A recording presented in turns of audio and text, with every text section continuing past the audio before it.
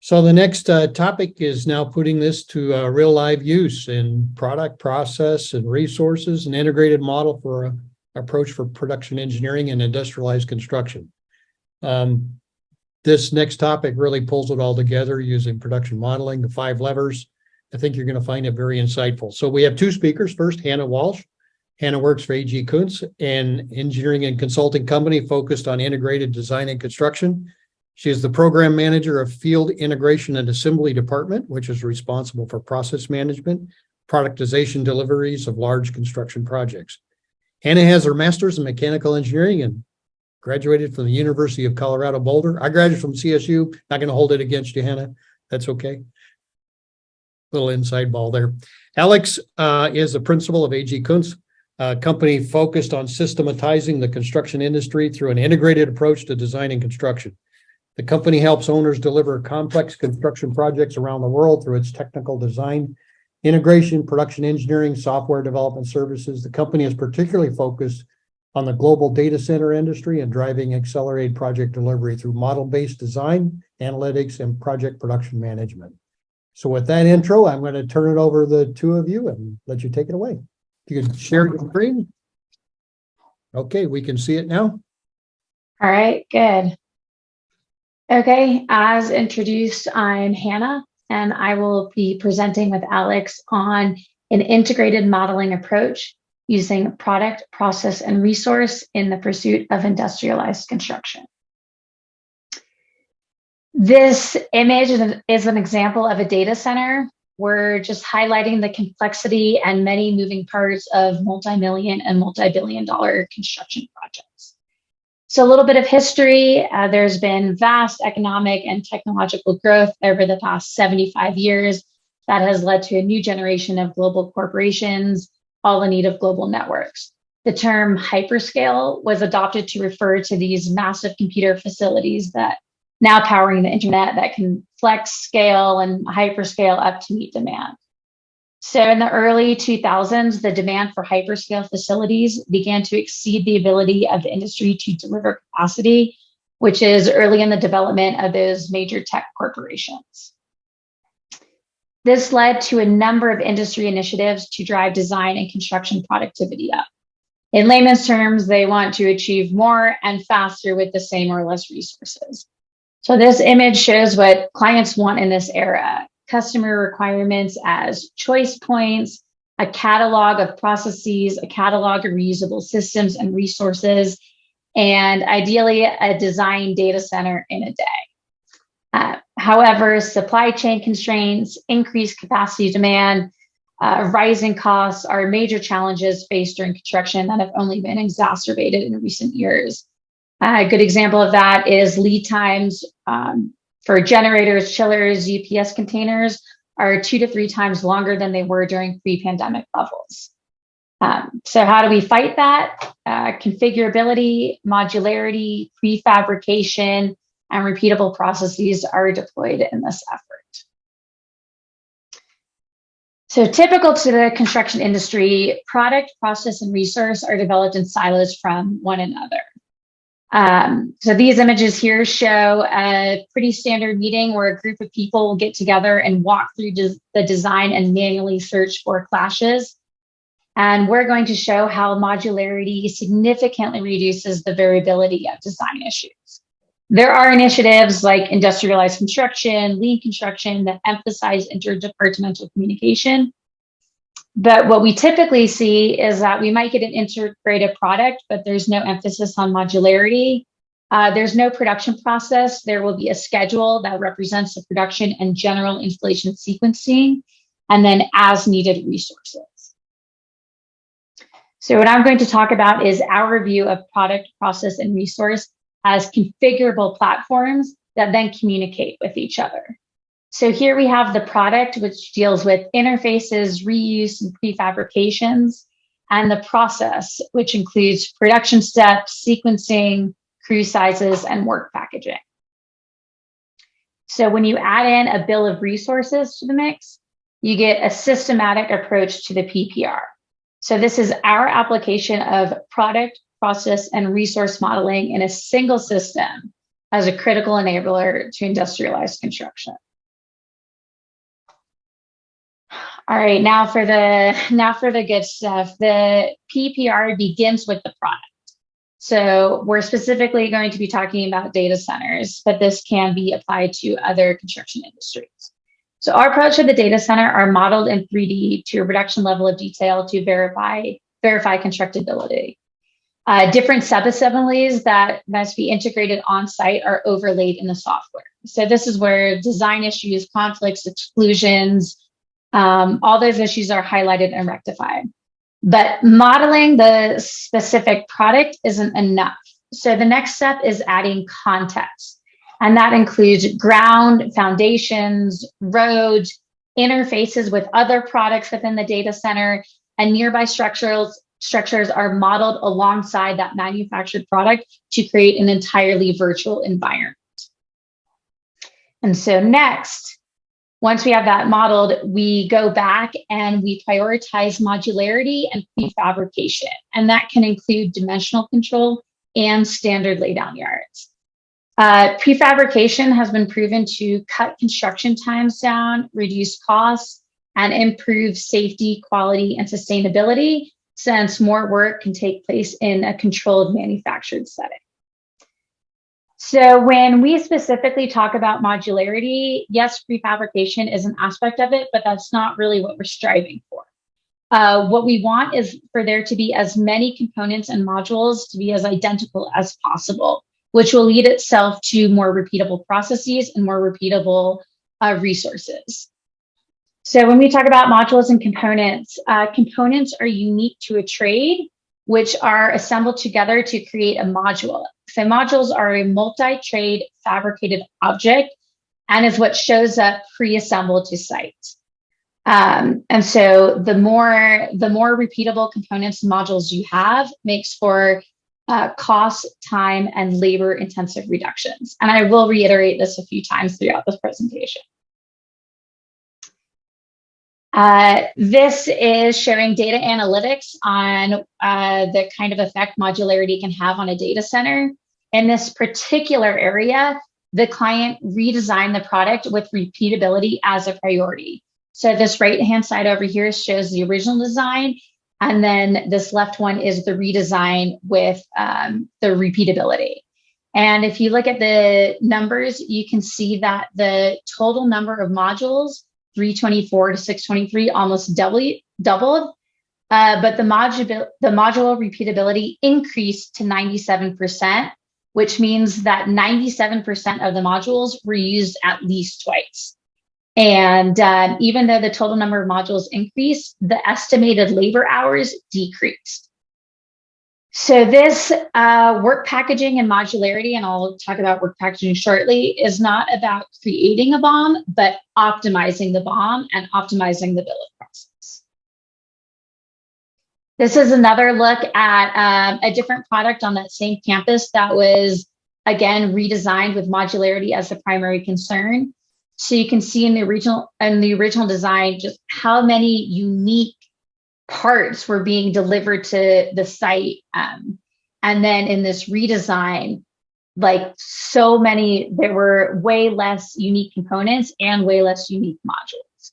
And so this kind of modularity lends itself to like mass manufacturing techniques, ease of delivery, and repeatable installation processes. Which brings us to the process part of the PPR. So as mentioned earlier, the process includes production steps, sequencing of these steps, crews, crew sizes, and work packaging as a way to create and optimize the bill of process. So our first step in creating the bill of process is creating a process plan. So this is just a 2D sheet. The plan is created and mapped out, and it's separated into work packages. So each of these borders represent a work package, and these are the tasks within the work package. Work packages are identified by trade and divided into logical and manageable scopes of work. In this particular project, the scope of work was a single crew for a week. What we do is we assign modules to the work packages. And so by repeating more modules, the installation processes are also repeatable.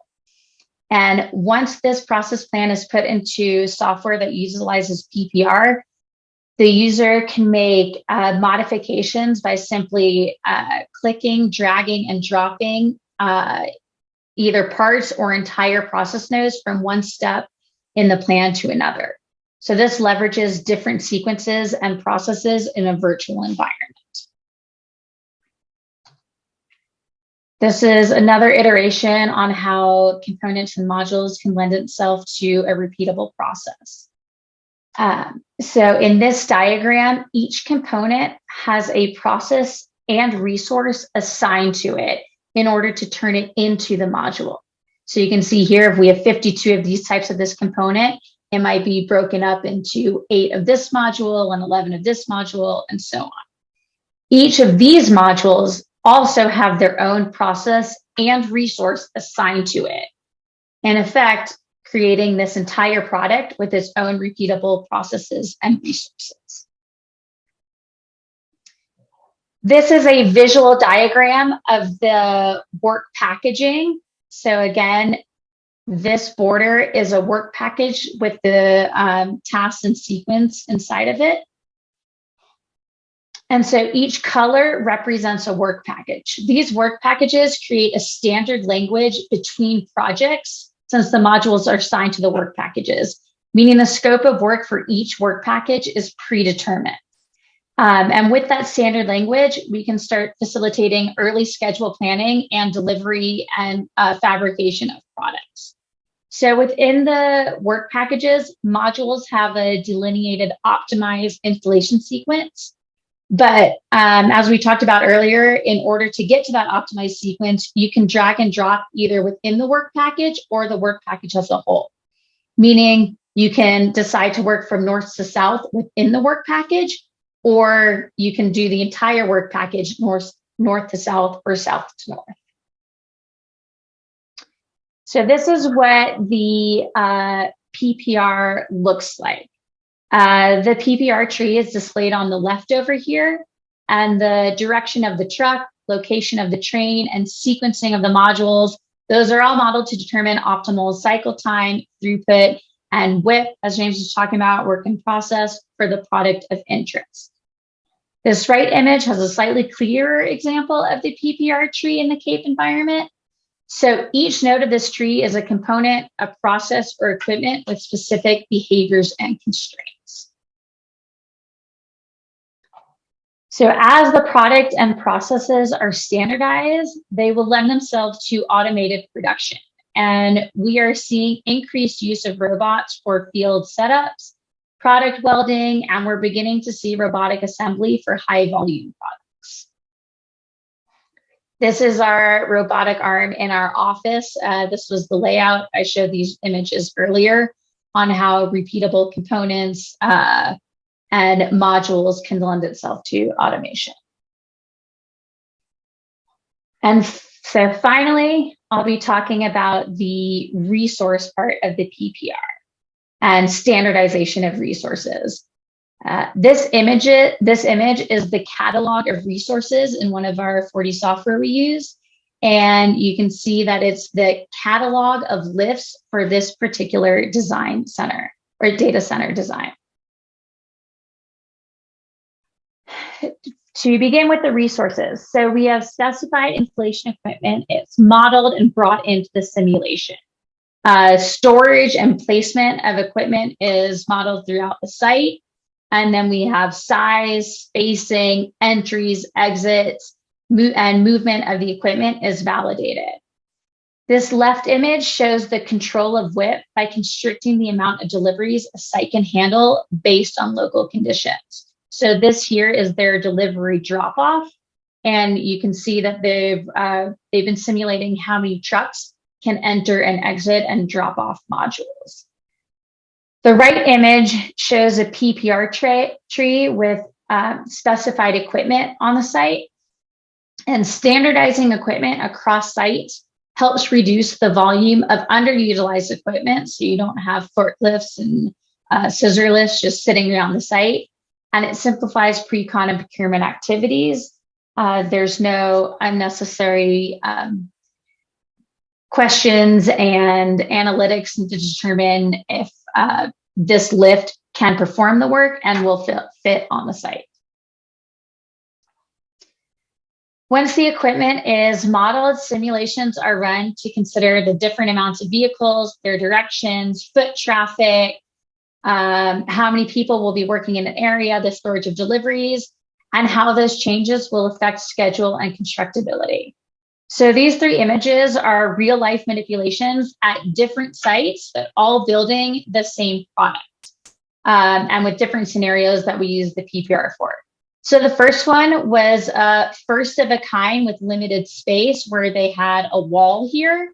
And the question was, given the entry point and the size of modules, can it be brought onto site and how?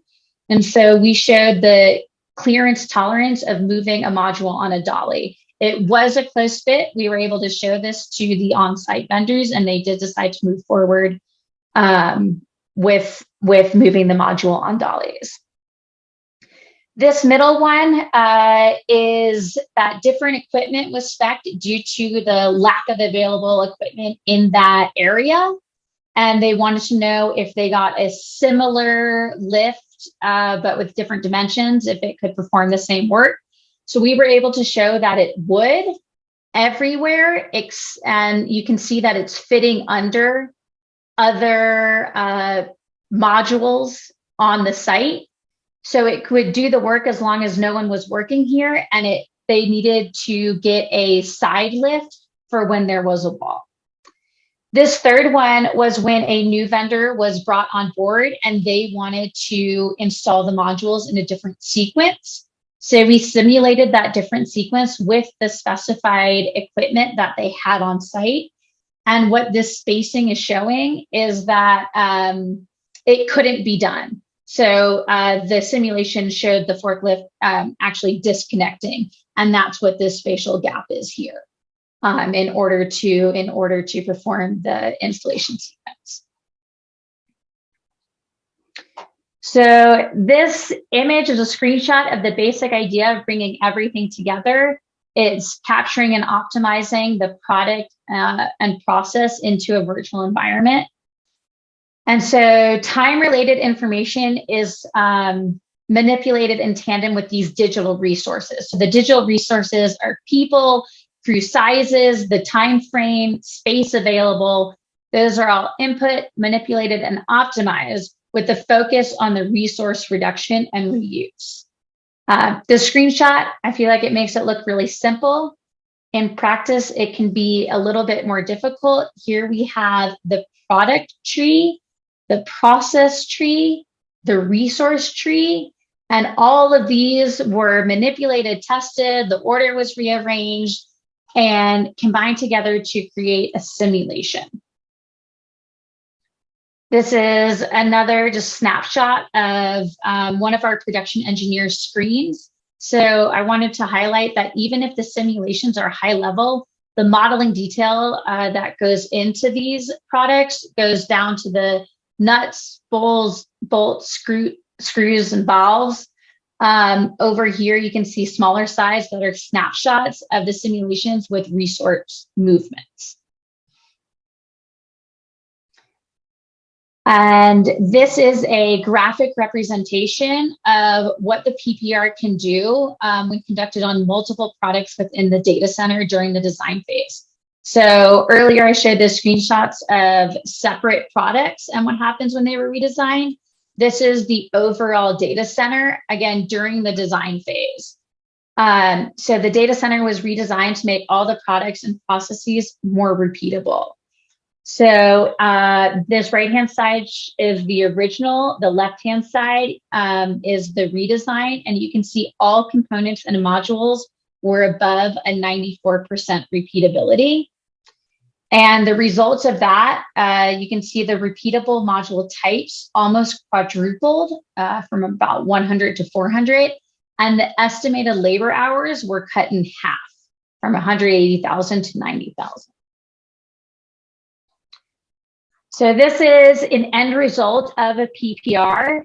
So again, it's the single platform, and you can see the tree over here again, where you could expand everything, switch items around, tweak the sequence, the time frame. So it enables this dynamic simulation of product performance, and you can manage the effects of change on the product, its process, and resource. Like if there's an issue with the supply chain, what module comes in next? So this is particularly useful on a program of data centers where supply chain, installation crews, GC needs and methods are different each and every time. So in the face of this organizational variability, maintaining consistency of the product, process, and resource becomes a critical enabler of managing complexity. And that's our presentation. Any questions or comments? I'm sitting here trying to absorb that. That's a lot of really good stuff there. Maybe you could stop sharing and we can have a conversation here. One question came up. Since repeatability and modularization was a principle for developing this project, how was the trade-off between repeatability and customization of the design of the project based on the client's desire and requirements? So how was that dealt with, I think is the question. Or did the client drive this? So there's a little bit of both. What we tried to do, or in this particular case, was the interface we kept as much as possible, like on those modular pieces. And then there would be a separate work package. Remember I said those work packages all had modules assigned to it. The work package for localization was then kept separate. So that's how you were able to also compare data analytics from each site. So that it was a lot of the localization only went on the interfaces between each product and the context. So the overall requirements of the entire facility were similar between the sites then, same capacity? Yes. Okay, so that was the baseline. I'll add too, a major part of the program is creating a standard product architecture. So Tell me more about that. some time ago, the designs were all one-off and we would describe them as an integrated product architecture. The systems themselves are all tightly coupled and overlapping. And as we've introduced a modular product architecture, which is this organizing scheme of how the design is broken down and how different functional requirements interact, by creating a standard product architecture, we can then introduce choice points, choices or options, so that the customer doesn't need infinite variety in their designs. They have a set of configurations that they want to craft. If you're BMW or MAN trucks, there's any number of great case studies on the millions of customer options they can produce from only 4, 5, 6 product platforms and 50 to 60 major product architectures within that. In the data center space, through this standard MPA, we can now deliver on the just enough customization for our customer who want more machine learning, more AI, which of course means more cooling in the data center, more power distribution, that kind of thing. Interesting. So that's the starting point, and you have the options built in, just like when you order a vehicle, you can choose from this menu. Those are your choices. Right. So we don't design, when we say design in a day, we are designing in a day to a manufacturable detail, but what we're really doing now is configuring. Yeah. Configured order. Interesting. Another question, to what degree did trade contractors and vendors provide input into the modularization strategy and production system design? I'd add to that the constructability of what you were doing and how you were modeling. And did that get validated by the trades, or how did you deal with that?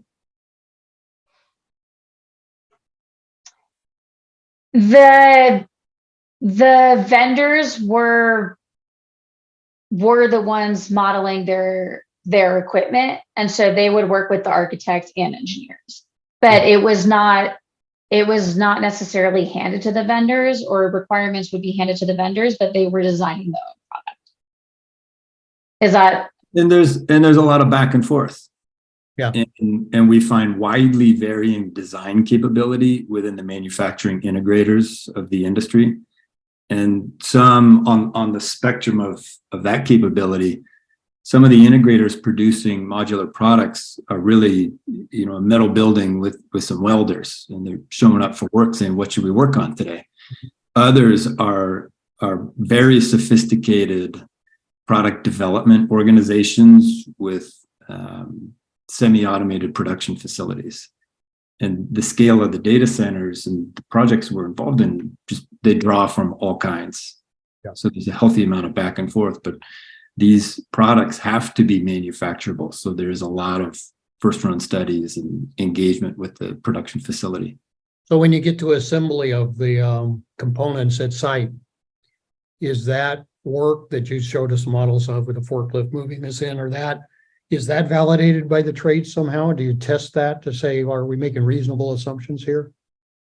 Yes, a lot of this came from like very first of a kind vendor input. When so sometimes the vendors actually maybe built it first, and then we created these simulations and manipulated the crew sizes for future sites. Because again, our client might be building 10 or 20 of these, but at each site, it's a new vendor. So a lot of these do have vendor inputs. And then on some of them, they'll come to us and say, what would it look like if we put the crane on this side? How long would the crane be there? What kind of traffic would that create? So it's a mix of both. Yeah. Okay. That makes sense. Another question here. You showed a 50% reduction in labor. What improvements in other KPIs resulted from the simulation modeling? E.g., was the project completed sooner or at lower cost? I don't have insight into the costs. The client has not shared that over with us, but they actually did ask us to do that for future sites going forward. So we might be able to see that. As far as KPIs, I don't have them off the top of my head, but we are able to track, like we do have day-to-day tracking from vendors. And there's a learning curve for everything, but you're able to see not a learning curve from site to site, but you're able to see the learning curve from the first 10 modules that go on site and how much faster they're able to do the last 10 of those same modules. So are the same modules made by one company for multiple sites? Yes, that has happened. If they can handle the capacity and deliver in that area. And then the work at site are done by local contractors? Yes.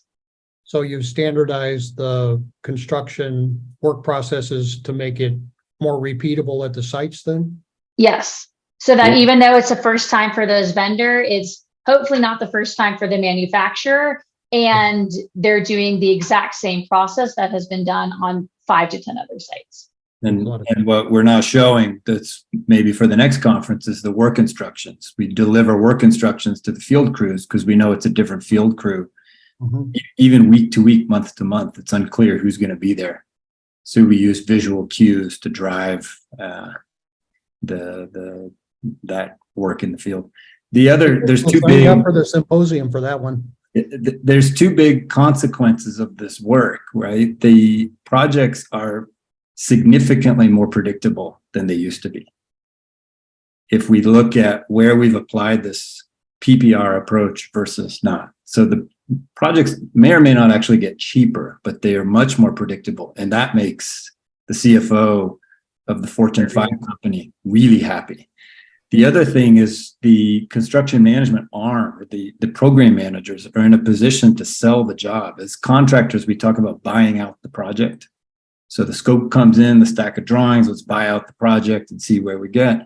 We're in a position now to sell the job. We know what it should cost and we know what it should take. And we're able to work with the supply chain on creating capacity on their part. Because in most instances, these products aren't something that they've built somewhere else before. So we're crafting the production system from scratch. Very good. Really good stuff. I see a lot of applicability way beyond the data center world here, especially in the energy transition and all those deployment kind of projects, and lots of opportunities. Anyway, thank you very much for writing the paper and taking the time to prepare a presentation. It's very much appreciated.